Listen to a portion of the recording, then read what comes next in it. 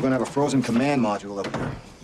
In a couple days, we're gonna have to power it up using nothing but the re-entry batteries. Apollo 13 did not use the re-entry batteries to power up the command module, because if they had, the crew would not have survived. This is such a weird moment in Apollo 13. We know they took some liberties with the script and what really happened, but they show something entirely different happening. Remember that whole scene where Ken Mattingly / Gary Sinise is trying to just squeeze 4 more amps out of the lunar module to get power into the command module? Reverse the flow and see if we can draw these 4 amps from the LEM batteries before we cut it loose. Why can't we do that? Apollo had 3 re-entry batteries, batteries A, B, and C. They could use these batteries during a mission if they needed a little bit more power for something like a TV transmission, but mission rules said they always had to be topped up and kept charged. That's because it was the only power they had during re-entry, so if there was an emergency, the crew needed to know that they had enough power to get through the atmosphere and down to splashdown. If they had used the re-entry batteries to bring the command module back online, it would have been completely self-defeating because they would have got the command module up and running only for the power to die and the crew to perish with it during re-entry. What they actually did, and what they show later in the movie, is using the lunar module to recharge battery A and bring the command module online. That, at least, is the short version. If you want the whole story, check out my full-length Apollo 13 documentary live now on the Vintage Space.